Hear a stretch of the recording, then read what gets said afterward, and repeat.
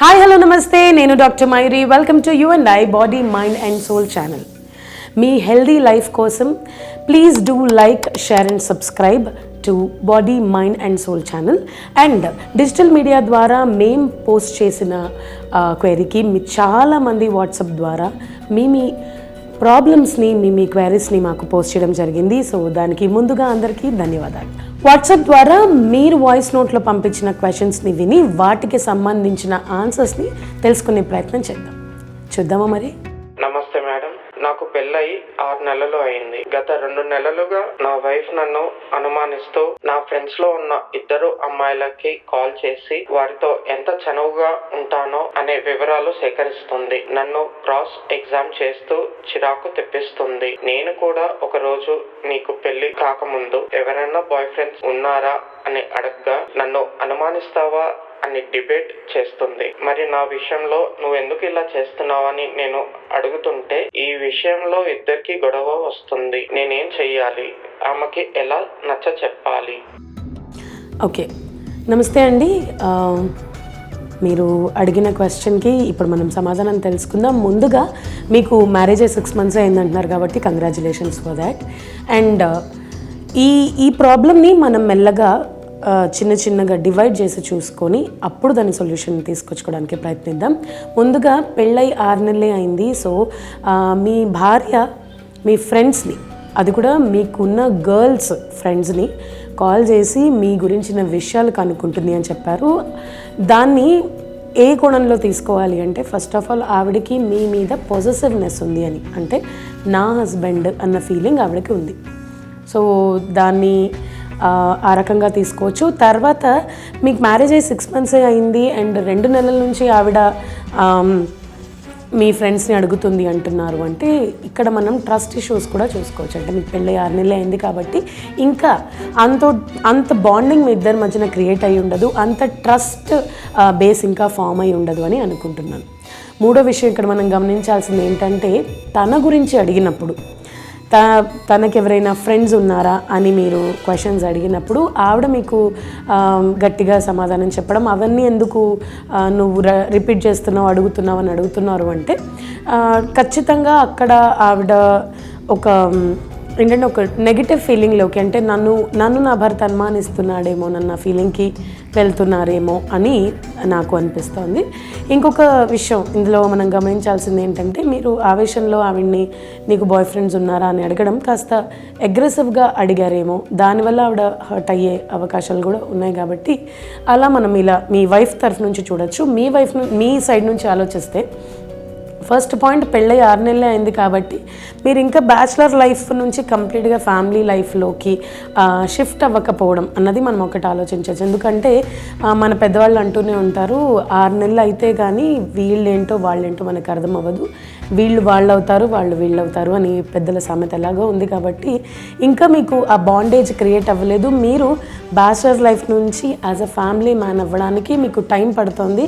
కాబట్టి రెగ్యులర్గా మీరు ఎలా ఫ్రెండ్స్తో ఉంటారో అలాగే ఉండే ప్రయత్నం చేస్తున్నారు. అది మీ భార్యకి నచ్చకపోవడం అన్నది జరుగుతుందేమో అన్నది ఇక్కడ మనం ఒకటి ఆలోచించాల్సిన విషయం. ఇంకొకటి, ఆవిడ ఏదైనా క్వశ్చన్ అడిగినప్పుడు మీరు దాన్ని నెగటివ్గా తీసుకుని, అంటే ఫ్రెండ్స్ అంటే మీ గురించి ఆవిడ తెలుసుకునే ప్రయత్నం చేస్తున్నారు అని కూడా మనం ఒకసారి ఇది ఆలోచించవచ్చు. మీరు నెగిటివ్గా తీసుకోకుండా ఆవిడ మీద అగ్రెషన్, అంటే చాలామంది అరిచేస్తూ ఉంటారు. అంటే ఎవరైనా మన గురించి తెలుసుకుంటున్నారంటే మనం అఫెండ్ అయిపోతాం, అరుస్తూ ఉంటాం. అరవకుండా బీ అసర్టివ్, అంటే మీ పాయింట్ని మీరు పుట్ ఫోర్త్ చేయండి, ముందు పెట్టండి. మీ పాయింట్ ఏంటి అన్నది ఒకసారి ఆవిడకి చెప్పండి.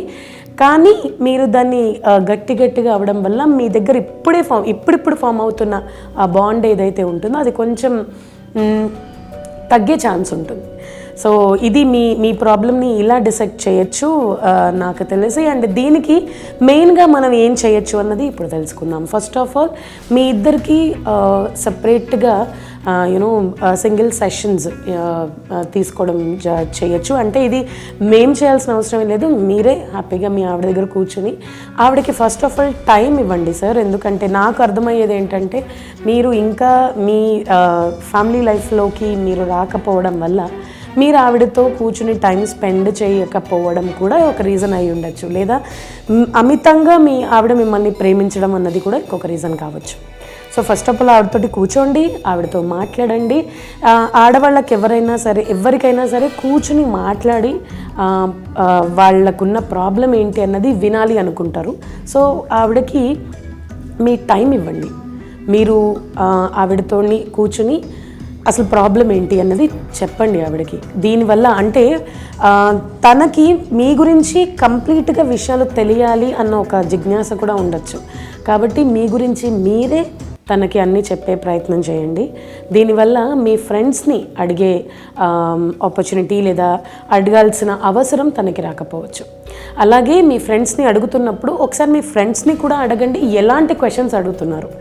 ఆ క్వశ్చన్స్ ద్వారా మీకు అర్థమవుతుంది ఆవిడ ఏ కోణంలో మిమ్మల్ని తెలుసుకునే ప్రయత్నం చేస్తున్నారు. అంటే ఆవిడ మిమ్మల్ని అనుమానిస్తుందా లేదా మిమ్మల్ని అర్థం చేసుకోవడానికి ఎక్కువ ప్రశ్నలు మీ ఫ్రెండ్స్ని అడిగే ప్రయత్నం చేస్తున్నారా, అదొకసారి గమనించండి. ఇంకొక విషయం ఏంటంటే మీ ఆవిడతో కూర్చొని ఫస్ట్ ఆవిడకి ఎంపతి క్రియేట్ చేయండి. అంటే ఆవిడ అడిగే క్వశ్చన్స్కి సామరస్యంగా సమాధానాలు చెప్పడానికి ప్రయత్నించండి. 4వ విషయం, మీరు మీ ఆవిడతో కూర్చుని ఒకవేళ మీరు ఇలాగా ఆవిడ ప్రతి ఒక్కళ్ళని అంటే తనని అనుమానిస్తూ ఉండడం వల్ల మీ రిలేషన్లో ఎలాంటి ప్రాబ్లమ్స్ రావచ్చో, ఫ్యూచర్లో మీరు ఎలా ఒకళ్ళని ప్రాపర్గా అర్థం చేసుకోలేకపోవడం వల్ల ఫ్యూచర్లో జరిగే నష్టాలు ఏంటో, ఆవిడ ఈ బిహేవియర్ వల్ల మీకు కూడా వచ్చే నష్టం ఏంటో, తనకి కూడా వచ్చే నష్టం ఏంటో మెల్లగా చెప్పే ప్రయత్నం చేయండి, అగ్రెసివ్గా లేకుండా.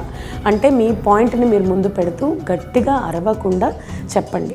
ఇప్పుడు మీ ఆవిడ సైడ్ నుంచి ఆలోచిస్తే, మీరు ఆవిడని గనక నీకు బాయ్ ఫ్రెండ్స్ ఉన్నారా అని అడిగితే ఆవిడ మీ మీద గట్టిగా అరిచే ప్రయత్నం చేశారని చెప్పారు కదా. ఏ ఆడపిల్ల అయినా సరే ఖచ్చితంగా అలా రెస్పాండ్ అవ్వడం అన్నది చాలా కామన్ విషయం. ఎందుకంటే మగవాళ్ళు చాలా విషయాల్ని లైట్గా తీసుకుంటారు. ఐఎమ్ నాట్ టేకింగ్ దీన్ని తప్పు అని నేను చెప్పట్లేదు, కానీ మగవాళ్ళు చాలా విషయాలని కొంచెం తేలిగ్గా తీసుకుంటారు. కానీ ఆడపిల్లలు చాలా చిన్న విషయాలని కూడా ఎక్కువ ఎగ్జాజరేట్ చేసేస్తూ ఉంటారు అన్నమాట. ఆవిడకి నిజంగా పెళ్ళికి ముందు రిలేషన్ ఉండడం వల్ల మీ మీద గట్టిగా అరిచే ప్రయత్నం చేశారా, లేదా ఏమీ రిలేషన్ లేదు అయినా సరే మా ఆయన నన్ను ఇలాంటి క్వశ్చన్ అడుగుతున్నాడు ఏంటి అని కూడా ఆవిడ మీ మీద అరిచి ఉండొచ్చు. సో ఒక్కసారి ఆవిడతో కూర్చొని ఈ విషయాలు డిస్కస్ చేయండి. ఇంకొకటి, మీ ప్లేస్లో తనని పెట్టి తన ప్లేస్లో మిమ్మల్ని పెట్టి చెప్పండి. దాని ద్వారా బయట వాళ్ళతోటి ఆవిడ మీ గురించి ఎంక్వైరీ చేయడం వల్ల బయట వాళ్ళు మీ గురించి ఏమనుకుంటున్నారు, తన గురించి ఏమనుకుంటారు, దానివల్ల మీ రిలేషన్లో వచ్చే ప్రాబ్లమ్స్ ఏంటి అన్నది చాలా క్లియర్గా చెప్పండి. దీని తర్వాత నేను జనరల్గా చెప్పేది ఏంటంటే కపుల్ కౌన్సిలింగ్. ఇద్దరు వైఫ్ అండ్ హస్బెండ్స్ కూర్చొని మీ ఇష్టాలు మీ అభిప్రాయాలు, కంపాటబిలిటీ అంటాం మనం దీన్ని. సో మీ ఇష్టాలని అభిప్రాయాలని తెలుసుకుని మాట్లాడుకుని దాన్ని బట్టి మీ డేస్ని, మీ మంత్స్ని, మీ వీక్స్ని డిజైన్ చేసుకోవడం వల్ల ఈ ప్రాబ్లం నుంచి కొంచెం త్వరగానే బయటపడచ్చు అని నేను చెప్తాను. ఇంకొకటి, ఇది చాలా personal and sensitive issue sir. కాబట్టి ఏదైనా సరే చాలా సామరస్యంగా మీ ఇద్దరి మధ్యనే ఈ ఇష్యూ సార్ట్ అవుట్ అయ్యేలాగా ప్లాన్ చేసుకోండి. ఇది మీ ప్రాబ్లంకి నాకు తెలిసిన సొల్యూషన్. సో మరి ఇలాంటి అప్డేట్స్, ఇలాంటి ప్రాబ్లమ్స్ మీకు కూడా ఉంటే please send your voice notes to our WhatsApp number. కింద వాట్సాప్ నెంబర్ పెడుతున్నాం. ప్లీజ్ ఆ వాట్సాప్ నెంబర్ కానీ లేదా మా ఈమెయిల్ అడ్రస్ కూడా అక్కడ ప్రజెంట్ చేయడం జరిగింది. సో మీ క్వైరీస్ని ఆ ఈమెయిల్ ఐడికి, ఆ వాట్సాప్ నెంబర్కి పంపించండి. We will be surely ready to respond. So stay tuned to BMS, Body, Mind and Soul, and like, share and subscribe to You and I, Body, Mind and Soul. This is Dr. Mayuri signing off.